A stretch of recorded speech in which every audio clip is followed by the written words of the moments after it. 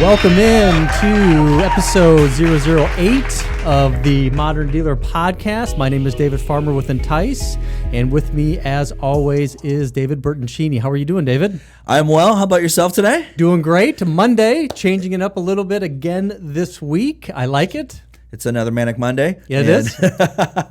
So Monday morning we kick it off there with a little bit of coffee, a little bit of coffee tribute. So my coffee tribute today is Takawa Coffee, a local coffee company here in the Greater Tampa Bay area with several locations, and I'm decided to go with the cold nitro brew just to give myself a little extra kick in the ass. So what makes it a nitro brew? Did they say? It has nitrous oxide in it, oh, so I guess just like you add nitrous to a car, you add nitrous to the coffee. It does a little bit of a little kick in the brewing, and it's a cold. So being it's probably it's been like Seattle here. I know we're gonna be talking a little bit about Seattle. Very wet lately, and I figured I'll go with a little cold brew today to kick it up a notch. And for the Modern Dealer Podcast fans out there, you guys can kick it up a notch by subscribing and Please do. Turning on notifications so you make sure you Ding. get all the dings and the dongs, and make sure you guys are getting the latest in content. And also you can find us on iTunes, and be sure to subscribe. Just search out the Modern Dealer Podcast, and we'll pop up. You'll see a picture of our microphones and our logo. Bam! So you'll get all that good content and info right there. In addition to, please comment, please share, and please give us a thumbs up so we know that you guys are receiving everything well. And ask us some questions, and you may be selected to come on the show. Yeah, that would be fantastic. We'd love to have people be on the show, bringing other perspectives of the automotive industry. It'd be very welcomed for the Modern Dealer Podcast. But you know what I think really makes the Modern Dealer Podcast something that I really enjoy, especially now it's episode 8, we're kind of getting into a rhythm, is it gives me an opportunity to really step back and do research in areas that I'm not normally doing research. I mean, so the topic that we're going to be discussing in this week's episode is Amazon and how it is impacting the automotive industry. And normally, I wouldn't take the time to sit back, do the research, read the different articles specifically to find out what Amazon is doing in automotive. So that's one of the things that the Modern Dealer Podcast has done for me. It gives me the opportunity to step back, really do the research, really understand where the industry is shifting, and then to be able to talk about it with somebody that has much passion about the automotive industry that I do. So episode 8, I'm super excited that we're at this point, and I'm excited to see what episode 18 and 80, and we'll see where it goes from there. 88. Yeah. It brings like you said, David. Each week we're diving into a different topic that is automotive based driven, and it gives us the opportunity to look at it, and it's something that we haven't looked at, and obviously in a while. So we take a look at something, look at a different topic, today being Amazon, which is really exciting because, as we talked about before the show, this is going to be something that's a disruptor to, they've disrupted so many different industries. It's a disruptor also to automotive, but let's see how it's going to be a disruptor. Yeah, so let's get into it, David. Episode 008, Car Business in the Age of Amazon. So to give a little bit of context, I'm going to read just a little bit of information from Wikipedia like I normally do to get everybody kind of a basis of who Amazon is. Now, I'm shared a lot of information on this page. Usually it's only a paragraph or two. So I'm only going to read through some of this information, but there's a lot of information I do want to highlight. So Amazon is an American multinational technology company based in Seattle, Washington that focuses on e-commerce, cloud computing, digital streaming, and artificial intelligence. It is considered one of the big 4 technology companies, Google, Apple, and Facebook being the other 3. Amazon is known for its disruption of well-established industries through technological innovation in mass scale. It is the world's largest e-commerce marketplace, AI assistant provider, and cloud computing platform as measured by revenue and market capitalization. So I think that really gives us a good basis of why we're talking about Amazon in automotive. Amazon is being known for the disruption of a well-established industry, which the automotive industry is an extremely large and well-established industry, which provides a ton of opportunity for disruption. We talked last week about Carvana and how they're disrupting the industry. We're going to talk a little bit about Carvana today, but specifically where we're going to get the information is a recent article by a friend of ours. I was actually messaging with Lloyd yesterday and today on LinkedIn. Letting him know that we're going to be featuring his article in F&I Showroom. F&I Showroom magazine, talking about Amazon. The title of it being "This Could Be the End," and how Amazon is affecting the automotive industry. So let's go ahead and take it from there. So one of the really interesting things that I did see kind of initially is the idea that Amazon looks for well-established industries to disrupt. So what I want to do, David, is we just talked very briefly right before turning the cameras on today about your brother. And he is an Amazon employee. And tell me a little bit about what you were sharing with me before we turned the cameras on. So my brother, Roderick, he is a Amazon exec. He was in charge of Amazon Prime Day launch worldwide. Wow. 2 years ago when they launched worldwide to different markets, to Australia, to UK. He was in charge of all those English-speaking points. So he had 4 different launches, a lot on his hands. But he and I were actually having a conversation about this episode of the Modern Dealer Podcast to try to get a different perspective of, would Amazon get into automotive retail? And when we go through this article, there's going to be some areas there that are going to talk about. But to give his perspective, he says it does fit Amazon's brick and mortar model. He does see them, and there's no talk of it at the moment, but he does see them, taking into that space because, like you said there, it's a well-established industry already. It fits their model, and they can experiment with different things. The biggest thing that he even told me is Amazon operates what he calls a pizza, a pizza party or pizza style. So what he means by that is like if you can buy one pizza, that's how a pizza team is what it's called, pizza team. Okay. A pizza team. So these small teams that they operate in different sectors and everything, that's one of their models that they would use, he would say, to get into the automotive, to try to be what's missing, some of that customer service. But he and I were talking about that today. He said he says it would be a so space. Potentially, it is something that they would look for. So So that's kind of the way that I read this article that Lloyd put together and wrote, is that this is kind of a speculation type of article, speculative. What would it look like for Amazon to enter into the automotive retail space? And some of the things that I did researching for this episode is not only read the article that was in F&I and Showroom magazine, but also CNN just recently released the Age of Amazon special edition. It was hour and 15-minute long, basically a documentary about Amazon. And some of the things that I thought was extremely interesting and would like to share is that, first of all, 50 cents of every online dollar is spent with Amazon. 50 cents of every online dollar. So we know that their impact in e-commerce is gigantic. They have the infrastructure in place to be able to offer same-day or next-day delivery of virtually every product that you can think of.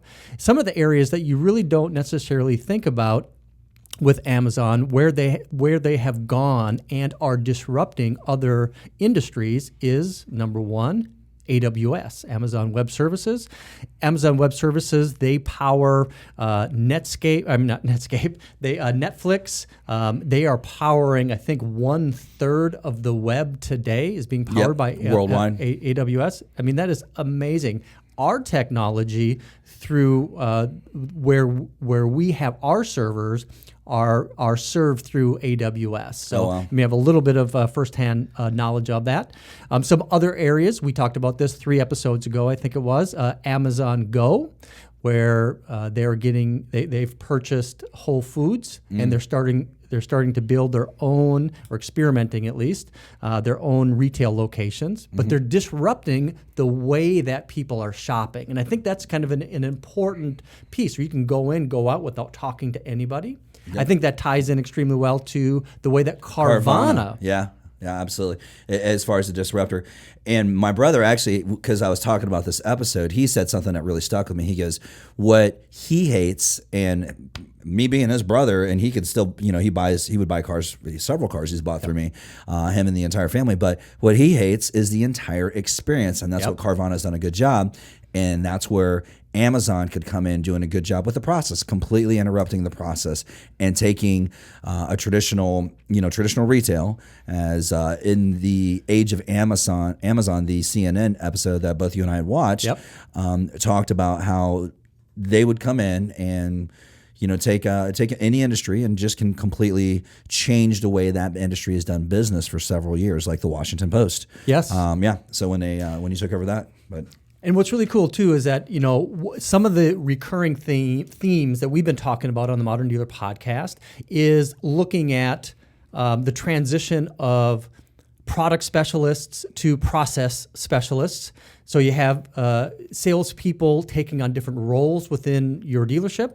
We also talk a lot about re-engineering the sales process for 2020 and beyond. And I think these are 2 areas that if Amazon was going to move into automotive, those are 2 areas right there that they could do a great job. Is they could take personnel and re-engineer from a sales aspect, which people really don't want that salesy type of communication. They want to have process type of communication.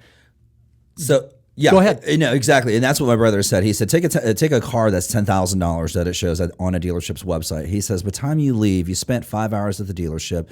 You walk out, you spent $15,000 on that car because you bought products, F&I products that you really didn't want to buy, but you kind of forced to buy. Kind of a lot of pressure from the box. What Amazon would do, like Carvana has done, would come through. Yep. He says transparency was something huge. Every meeting, I asked him about the day one. I said, hey, every day being like day one. Yes. I asked him, and he said that's one of the mantras that they preach. And the biggest thing that they preach with their employees is transparency. He says, be the lowest price, but also be very transparent on what you're getting with that price. So we've hit the bottom, I would say, as far as pricing of automobiles go. It's a commodity now, right? Yeah, it's a commodity. Now it's converting into relationship transactions versus just a transaction. So, and that's kind of what I know we're getting into the article. What Lloyd had mentioned is going to be some of that service. So. Yes, absolutely. So one of the things that was mentioned in the Age of Amazon CNN special is this was by the CEO of the Marketplace, I believe is his title. So he was in the products section, and what he said is that they look for things on how they can make it better. So the automotive industry, we know that there are huge opportunities to make it better. So this would fit, speculation. If Amazon wanted to get into automotive retail, would it make sense? Yes, because I think they could re-engineer the sales process to make it better. Just like they've done it with technology infrastructure into retail with Amazon Go. They've recently banded together with a few other very rich organizations, wealthy organizations in healthcare. They're looking at banking. They're partnered with J.P. Morgan Chase. They're the third largest television producer as far as money going into creating television content.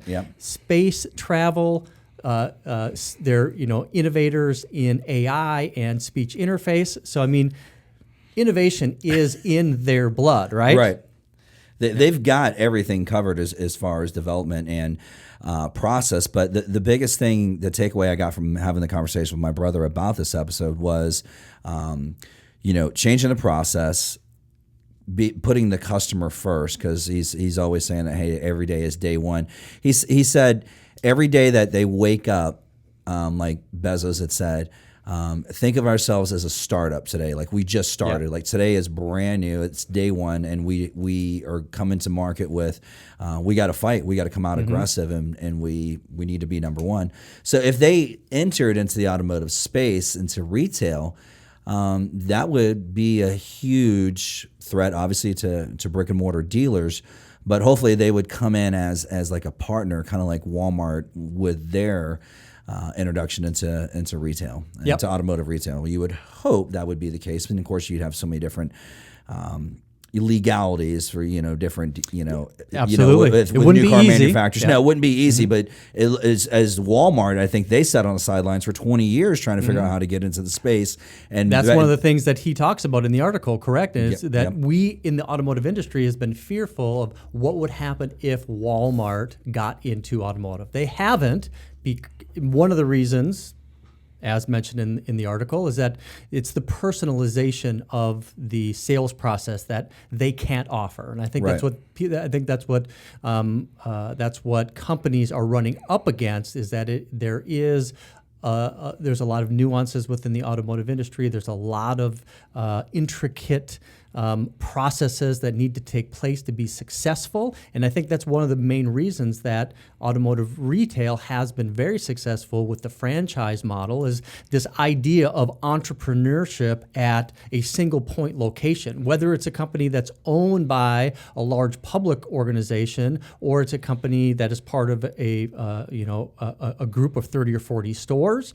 The operators, the general managers of each one of these stores, they act like individual entrepreneurs. Every dealership is a little bit different, depending on the demographics, the OEM that's represented at the dealership, the products that you sell. There's just so many differences.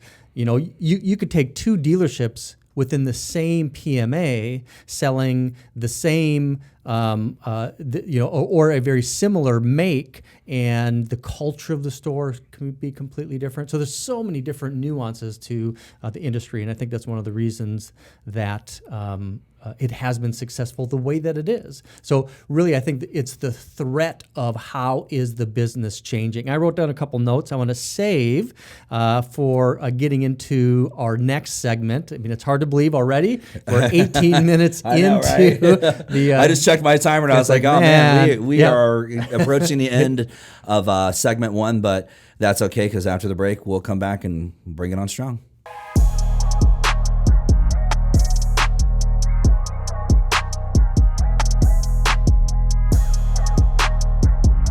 Welcome back into the second segment of episode 008 of the Modern Dealer Podcast. And I want to pick up right where I left off. I said I jotted down a couple notes that I wanted to pick up before we dig into the article. And this actually goes back, I want to say, to the early 2000s. I was...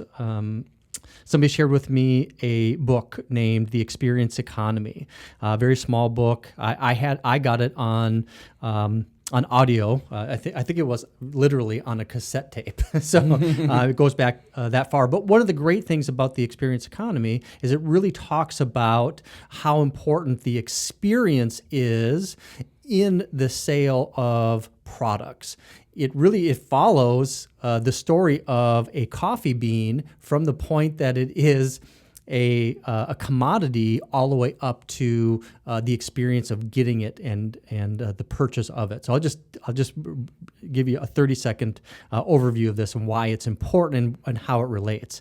So at the very point when a a farmer grows coffee beans, the value that's attached to a coffee bean at that point, if you take the amount of coffee beans it would require to make that cup of coffee, you'd be looking at less than a penny for the amount of coffee beans, the value of those coffee beans. Now, if you add service to that, the processing of it to turn it into the roasting of the coffee bean, they're going to add value at that step within the life cycle of this coffee bean, right? So now the value is maybe it's going to be worth 2 or 3 cents for the amount of coffee beans that's going to go into that coffee cup, and then it's going to be processed further. It's going to be ground down. It's going to be packaged, and then that's going to be available for sale. And at that point, it really becomes a commodity, just like that 2019 Toyota Camry that comes off the truck, the white with the beige interior. You can get that vehicle 100,000 times. It's a commodity. It's just one. It's a product. Just like the coffee beans wrapped in a package that's available for sale. Maybe the cost of the coffee beans is maybe a nickel or 6 cents now. But now you take that coffee bean and you add service to it. Let's say it's Denny's, right? You get a cup of coffee there. Maybe it's 99 cents, right? Right.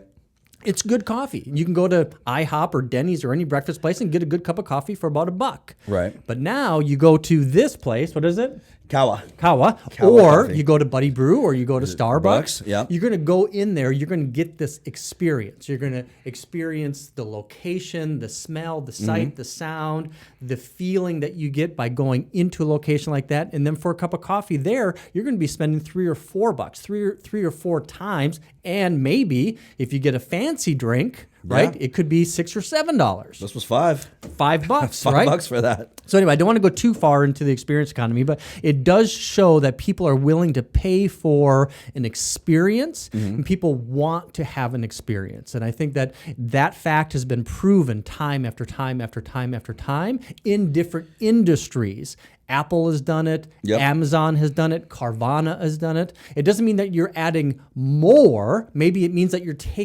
maybe you're creating less, right? Like what Carvana has done. The other thing that I wrote down is that if you want to learn more about the amazing story that is Amazon and Jeff Bezos, there is a great book called The Everything Store, and it was kind of up to one of the authors was in the Age of Amazon book. In there. So I read this book when it came out in 2014. I've read a lot of books about CEOs and tech disruptors, not only Jeff Bezos, but a lot within the technology industry. It's very interesting to me. But I would definitely highly recommend this book. It only went through like 2011 or 2012, so there's a lot of story from Beyond, that point from 14 to today. Right. But if you're interested in learning more, this is a book that I would highly recommend. It's available on Audible, which That's also the best is thing, an audiobook. But it's also owned by Amazon. Amazon. It's an Amazon company. I think they paid like $4 billion for it or something like that. But anyways, best way to consume a book is Audible, and I absorb I think probably a master's degree once every 6 months. Sure, I just in different things I listen to every day. I listen to a book or a podcast or just information while you're doing my daily routine in the morning. I get about 2 hours of content fed through the ears.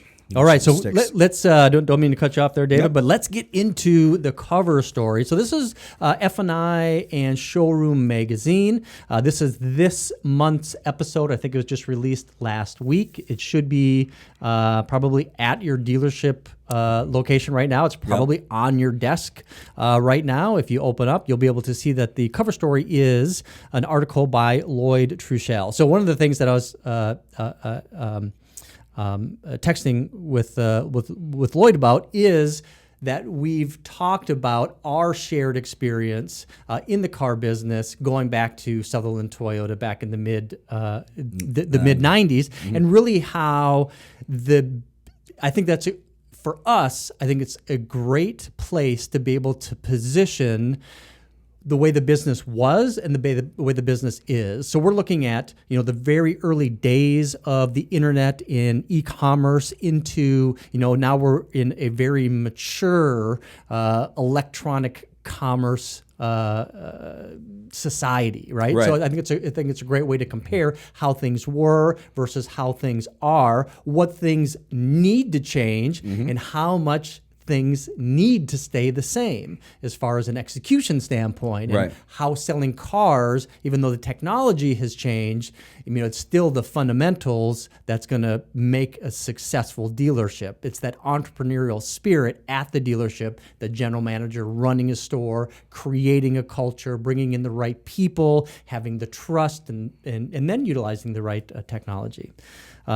So I thought that was great. Great shout out, or a big shout out to Lloyd. I appreciate you allowing us to be a part of your article, and we'll talk about that a little bit later.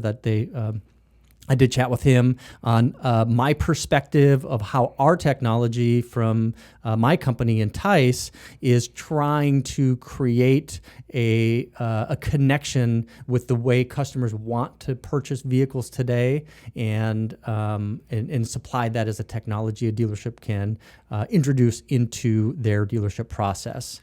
It's very Amazon-like.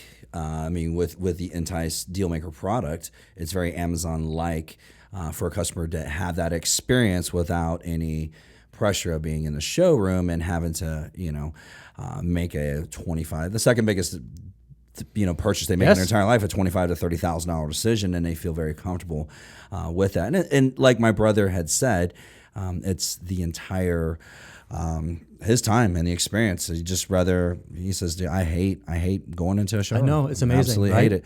But if, with different products that are available nowadays, obviously, for example, the Entice product with the Dealmaker product being out there, the experience is a much better experience, and you can mirror more of the Carvana experiences, which, like I said, they sold almost 100,000 cars last year, used cars, and they're running at $3,150 a car. Yeah. They're doing some good stuff. Absolutely. Yeah. So with that, I want to take one step back, and I want to come back to some of the points that you were bringing up. Is what dealerships can be doing today to really make a dent into this new era of online car buying. And I say it's a new era because it's been a transition, over the last 20 years, how people have been engaging in online e-commerce or online purchasing or digital retailing, whatever you want to call it. But some of the high points of the article itself, what Lloyd was saying, the first thing that he was looking at is the industries that have been disrupted by companies like Amazon, big box type of organizations, and how those big box organizations have been disrupted by Amazon. So mom and pop stores, one of the things I saw on the Age of Amazon CNN study was they said there are a third fewer new small businesses being started today than there was in the 80s. In the 80s. Yep. So you talk about a lot of the mom and pop stores that have gone out of business because of companies like Kroger or Publix or Safeway or Office Depot or Staples, or even Home Depot or other big box retailers, Circuit City back in the day before they were Best Buy. We talked about Best Buy a couple episodes ago, where they've really been paying attention to where the industry is going, and they've made the modifications, have been very successful because of it. Some other companies have not been. Circuit City, they're out of business. I think Amazon probably had a big part in that, or at least e-commerce. And Amazon is really synonymous with e-commerce because they're getting 50% of all of the dollars being spent in the US. In online purchasing. So the question early on in the article is, will auto retail superstores put you, the dealer, out of business? He references a speaker at NADA last year. A couple of things that he had said was Amazon wants it all. Be there, no mistake. Amazon wants it all from A to Z. So automotive is in there. How they're going to be able to do it, when they're going to do it, when they're going to choose to make this transition, we don't know. But trust that Bezos is coming. Well, they're already in automotive with parts. Yes. As of now, they make their own oil. As Yeah. Amazon makes their own oil. I did not know that, actually. Yeah. Yeah. They make their own oil. When I saw that on the video, the Amazon Age of Amazon, they mentioned that Amazon already makes their own oil. They've when it comes to things that they produce themselves, the Amazon product. But, last time I made a purchase for parts for my personal vehicle, I do have a connection with the dealership, but it was faster for me to find what I was looking for aftermarket and OEM on Amazon. So I'm there buying parts from Amazon, and it may be, obviously third-party parts, but you go there to do those transactions. That's happening now. So as a dealer, how do you stop that? I mean, how do you become the preferred vendor when you have locally people are just like, oh, I'll just rather receive it from Amazon versus like, how do I get this customer into the store to pick up this part? Maybe deliver it to their house like Carvana. You can start delivering some parts, but creating that relationship. And I know we're going to get into some of the relationship and the service, but really it's going to be all about that service. Yeah, and another thing that they mentioned, that Lloyd mentioned in the article is it talked about Office Depot, or was it Staples? Staples. So Staples, they disrupted the industry back in the 80s with the idea of a big box retailer. They felt very powerful and strong in the infrastructure that they've created. They attempted to move out of their siloed industry with the office products and move into kind of a completely different industry, the dry cleaning business, which I had no idea. Me neither. But it failed, and it failed because of two things that is mentioned in the article. Is that the service is personalized, and the uniqueness of the service that a customer is looking for. So it's those two things that I think that is going to provide dealers today to remain successful, and it is their willingness to transition and really bet on the personalized service that they can provide, whether it's selling parts or it is selling automobiles. That personalized relationship, the experience, part of the commoditized business, and the uniqueness of service.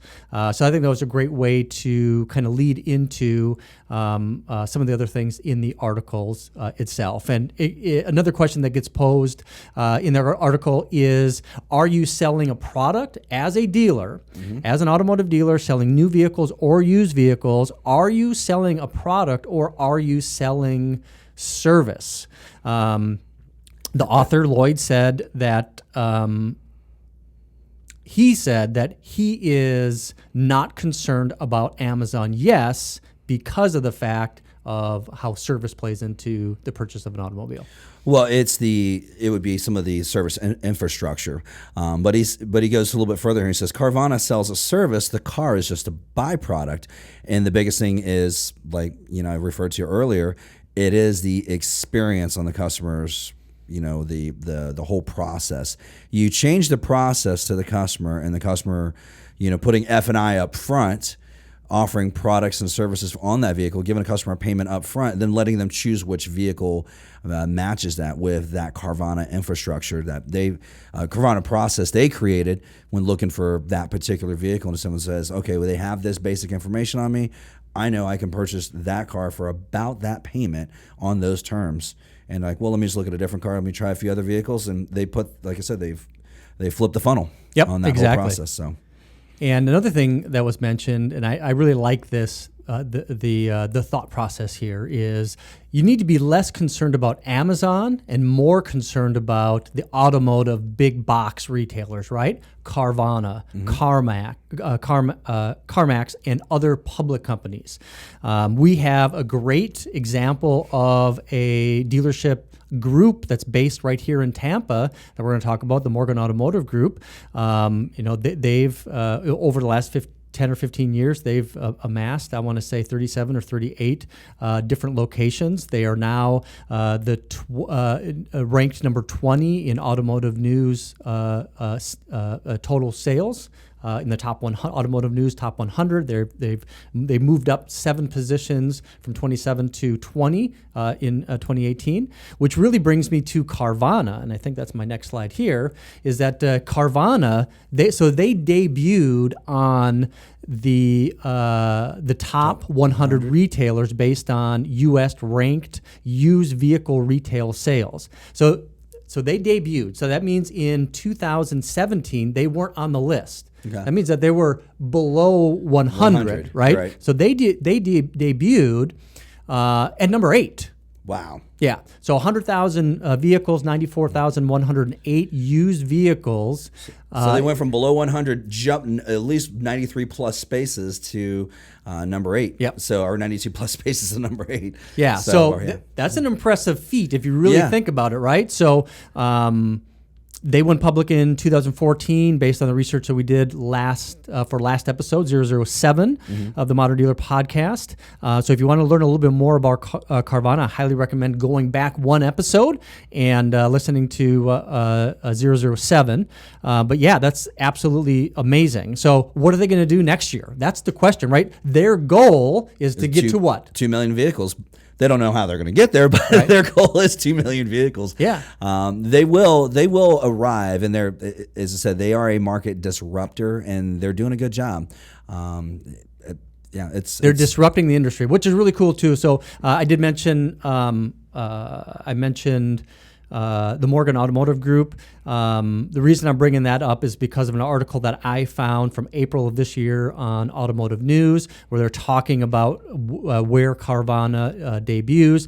They mentioned the group based out of Tampa, Florida. They jumped 7 spots to 20, and there's a couple other things that I liked about what Brett Morgan had said in the article, and that he credited the growth to a back-to-basics strategy that also included a comprehensive digital retailing component, but really focused on pricing and frontline strategies as properly displaying vehicles on the lot. So, like I mentioned earlier, is a lot of the blocking and tackling that we learned in the automotive industry in the 80s, 90s, and the 2000s are just as relevant today as they were back then, but it is how dealerships are adapting the process on how customers want to purchase vehicles that really is where it's going to take you the next decade or the next 2 decades. So that kind of leads me into 19 minutes into the second segment. So I think we covered some great information in this segment, and we're going to move on to more digital retailing, e-commerce, and online purchasing in our last and final segment of episode 008.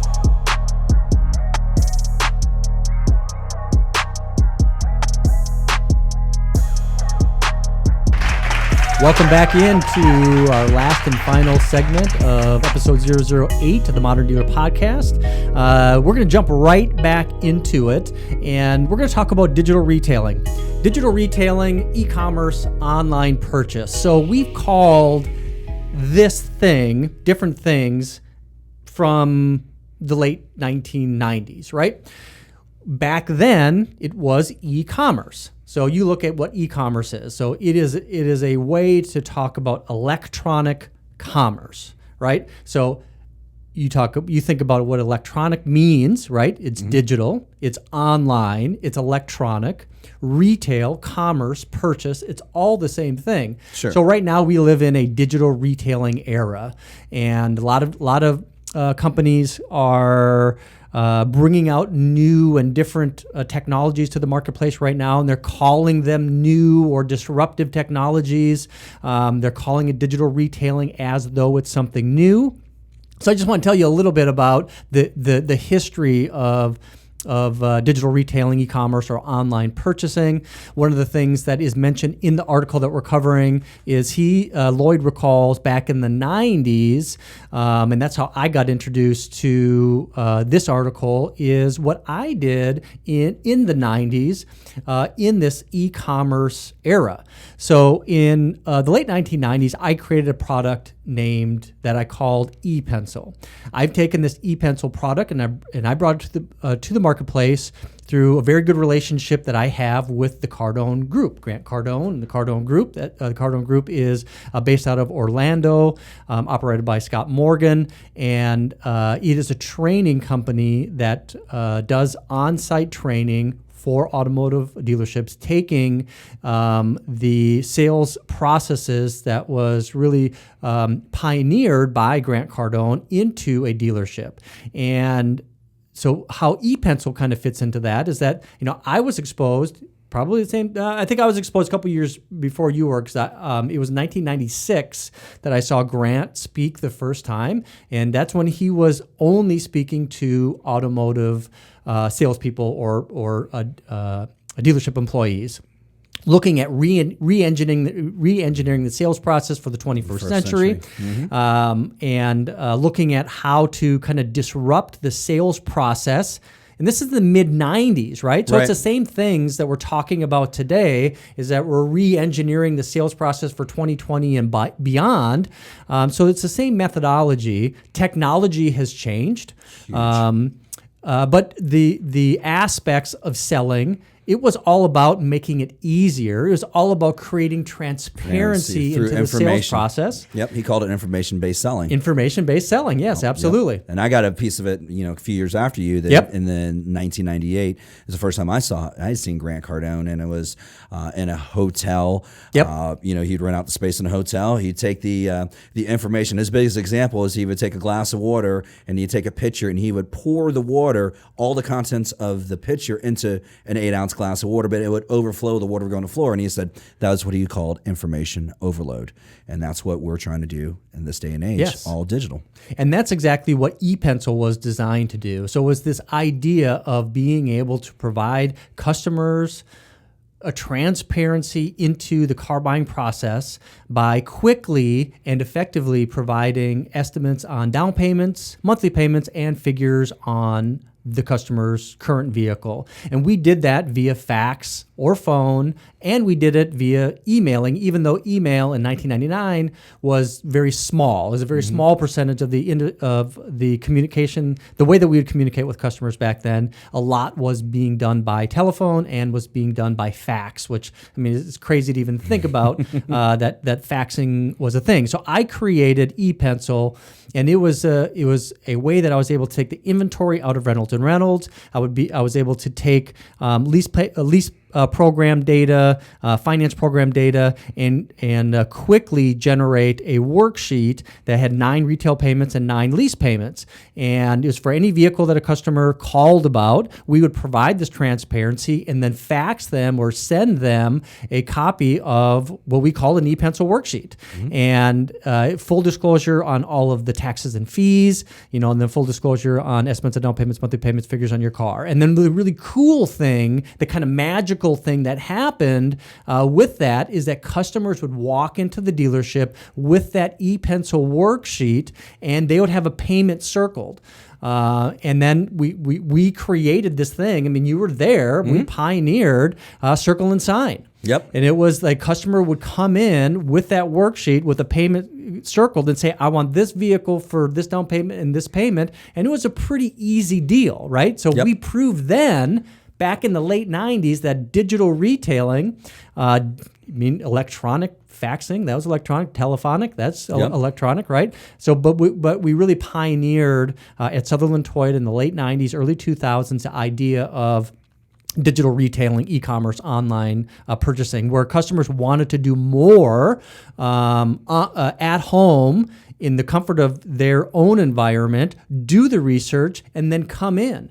And that's what we're doing today. So normally, I don't like to talk. I don't want to use this platform as a commercial platform to sell the Entice technology to customers. I really want to keep this platform about different topics, but since we are covering an article that is featuring talk about me and our technology, I do want to take a moment and do a quick commercial spot, right? But your technology is evolved, because that was focused for the dealership to present figures to a customer. Yes. So it was Well, basically it evolved from a BDC type of engagement where we're talking on the telephone, and then it evolved into what happens on the showroom floor, right? Right. So as a sales manager, using your tools and desking deals, it was replacing the Foursquare that we laughed at so many other dealerships that I walked into actually recently a store still doing Foursquare. I'm like, what are you guys doing? But it replaced the Foursquare, and it was a much more professional, more transparent way to do business now. And we would fax it now. Brian Paragon from Brian Benstock from the Paragon Automotive Group up there with the Acura and the Honda store, saying he sends salespeople out to do test drives to the customer. Well, just like you would send figures to the customer, and I used to have salespeople take your e-pencil, go to a customer and say, here, take the pencil, take the car, show them everything, transparency we were trying to accomplish in the early 2000s with that with e-pencil, going to a customer and say, hey, here's the car you can buy, here's the figures, let me get you to circle and sign in the comfort of their own home. We made a lot of deals that way. We made dozens of deals that way. Absolutely. Now they can do the circle and sign, select their payment, basically what they want, see the vehicle, get a 360 view of the vehicle if they have the technology, and get a good idea. So, hey, this is the car that I'm buying. Let me just go ahead and set my appointment and everything through that software, which nowadays is transparency. It's efficient, and one thing we can't replace is time, and it's the efficiency behind it. Yep, absolutely. And one of the other things that Brian talked about was quoted in this article about Brian's session at NADA was the idea of offsite test drives. He asked a few questions like, why are you afraid to send one of your customers with one of your vehicles to a customer? Are you afraid of the business model of having vehicles off of your lot into a customer's home or their work? Or are you afraid of your people? Yeah, the people. I think it was probably more the people exactly, that he was afraid of. Yeah, that's what I think it was, because we were a little worried about the salesperson. Like, you were gone 4 hours showing a car, and they come back, and it's maybe some questionable things may have happened in that 4 hour time span, but that's an internal problem. Yeah, that's not a training issue, right? Training opportunity. It's making sure that you're hiring the right people. That definitely deserves a full podcast or 10 as we move forward in time to talk about sales training and processes in the dealership. But in this context, is it the business model or is it the people? If you're afraid of it because of the people, fix your people. Right. If you're afraid of it because it's the business model, you need to move past that stinking thinking, right? That is the business model nowadays. That is the business model. That is the modern dealer. You need to allow your people to go deliver vehicles for a test drive. Like, let me bring the vehicle to you. Like they said, hey, our products have wheels. Yep. Was mentioned in the article. Our products have wheels. Let's get it out to the customer and let the customer experience the vehicle in their comfort. Or like, okay, I like this vehicle. I know what the figures are. I like to purchase this vehicle. Yep. Great. Now you're being of service. So you're tying in technology with service to deliver an experience. And that's such a great way to start to wrap up this episode. And I think that when you think about how the business model needs to change, Offsite Test Drives is one opportunity where you can start with a pretty simple process. Don't be afraid of missing F&I opportunities. I think that was really one of the big takeaways that Lloyd was trying to communicate with this article, is that people will purchase F&I products if they're given the opportunity to learn about them, because they're going to see value. So what does how does he attribute this? Is if you look at, for example, what people can learn, what dealerships can learn from Apple when it comes to service contracts. Apple Care, they provide fully transparent pricing. It's upfront. There's nothing hidden. And people buy Apple Care more often than they buy vehicle service contracts from a dealership. I got it. Yep, right, exactly. And if you look at the overall cost in comparison to the product that it's covering, vehicle service contracts is a much better deal. The investment is far less from a percentage standpoint, and people keep vehicles much longer than they keep phones. So some of the statistics that were shared in this article is if you look at Apple Care versus vehicle service contracts, 59% of Apple customers choose Apple Care protection. 59%. That's 12% higher than the record ever for the automotive industry as a whole in vehicle service contract penetration, which was 46%, which you can look at yourself internally. Maybe you're at 59, but if you are, what can you do to bring that to 72, right? Yeah. And if you're at 46, what can you do to get that up to 59? Also, the cost is much higher when you're looking at the overall cost of the service contract versus the product that is protecting. It's actually 11 times more expensive if you look at per year ownership cost per coverage. For example, 84 months versus 24, $249 investment for Apple Care versus approximately a $3,000 investment. But the $249 is based on a $749 phone, a $3,000 investment being for a $28,000 vehicle. So I think what it really comes down to is transparency, belief in trust, and creating that experience where customers will see value and will purchase based on the value perceived versus being sold, which is kind of the traditional process that we have right now, is that we're being sold. And what's really interesting too is you talk about selling cars in the 90s versus selling cars today. One of the things that's changed from an F&I perspective in the 90s were F&I menus. So I know when I first started in 1996 at Sutherland Toyota, they were not using a F&I menu. I think the terminology that they used was advanced allocation or advanced equity closing, but a different strategy on how to present and overcome objections to present F&I products. They changed to F&I menu because it is more transparent, but I think it's time to move past that. And that's one of the things that we're doing with Dealmaker, but it sounded like you wanted to make a quick point. Well, no, they used to write your options on the back of your deal folder. That's what it was. Yeah, Frankie Delray would do. He would flip over your deal jacket and like, okay, so here's a couple products, and you know which one you want, and it was that was the menu back then. Yeah. One thing that I want to go back to on the age of Amazon, which correlates with this, is something that's huge at Lloyd's driving home and also CNN drove home, was the trust factor. Yes.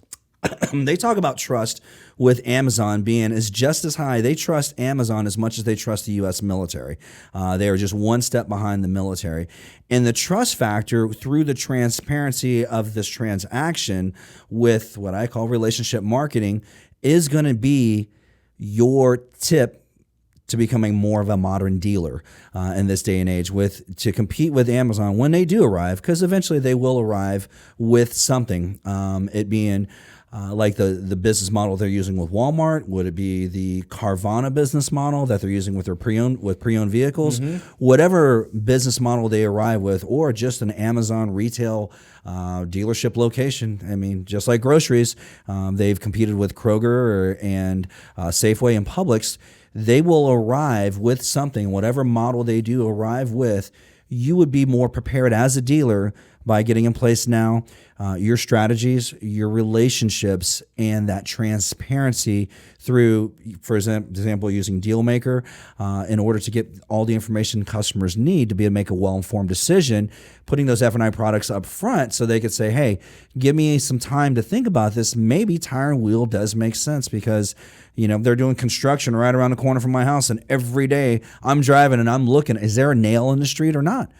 That would be something of help to have, and customers can make their own decisions through the trust factor. Do they trust your dealership through its transparency of your process of being more of a modern dealer? Carvana is running 3.5 products per, based on our research that we did for last episode, 007. So you need to look at your process right now to make it simpler, make it easier. Look at if you were look at it through your customer's eyes. Go to your website, see how easy it is to get pricing, to get payments, to get trade value, to get F&I product information, to apply for credit, to schedule a test drive, at home or at work. And again, just a quick plug for Entice. If you're interested, we offer 4 different products. Lead Maker, that is a test drive a tool. We have a great update coming out that's going to include the ability to schedule appointment at home or at work or at the dealership. Trade Maker, trade evaluation tool to get trade value in a quick and seamless process. F&I products, apply for credit. Those are all pieces that are in Deal Maker where a customer can as Lloyd mentioned in the article, they can pencil their own deal right on your dealership's website with using our technology. So what I want to do now, David, real quick, is just to do a recap. We're 17 minutes into the third section of our Modern Dealer podcast in this episode, and I put a quick recap together. So. And then we'll let you have any closing thoughts. So number one part of this recap is Amazon is not currently a threat, but if a dealership wants to thrive in the next decade and beyond, it really needs to look at areas it can create some transparency and move into an area of how you can sell cars the way that customers want to buy cars. Another key takeaway from this episode, I think, is understanding the idea of going back to basics. Sometimes we do get caught up in all of the technology and all of the changes, and we forget about the retailing aspect of it, which ties into the idea of creating an experience that customers enjoy. Going back to basics strategy, understanding that you are selling products, but it's the service and the experience that's going to allow a customer to choose you. So focusing on that. And then re-engineering your sales process for 2020 and beyond, looking at offsite test drives, why to do that, how to do that. Same thing with digital retailing activities such as pricing, payments, trade value, F&I products, applying for credit, scheduling test drives. And the last point I'll make is that this is a part of the conversation that I had with Lloyd this morning. Thank you, Lloyd. All the tech is different, but the things people are not paying attention to remains the same. Leadership and culture really is what continues to drive success. So being an entrepreneur, having that entrepreneurial spirit at your dealership as the general manager, whether it's a dealership that you own or that you are operating, you have the opportunity to create the culture within your store, the leadership, and move in these different areas and re-examining and re-engineering your sales process in the way that customers want to buy cars. Any closing thoughts, David? I just came up with a new mantra. I'm going to call it the triple T. Triple T being this: trust plus transparency equals transactions. I like it. So I just reading the recap, and I just thought to myself, going back to basics, how to move forward into the next decade. I'm not thinking the next decade. It's going to be in the next 10 months. Yeah. Amazon's going to move fast. Whatever they do, every day they wake up and they're a startup is the way they start their day as a startup And you company. need to be doing the same thing. It's the same thing as a dealer. You need to think like, what am I going to do today to put myself ahead? So when Amazon does arrive, you're ready for it because you've created that relationship with your customers in your PMA and beyond, reaching beyond your 15-mile radius of your store. You've got people flying in from 5 states away to purchase a pre-owned vehicle you have on your lot because they felt comfortable with you, just like Carvana has done with that guy that bought the Mustang, then bought the Infiniti.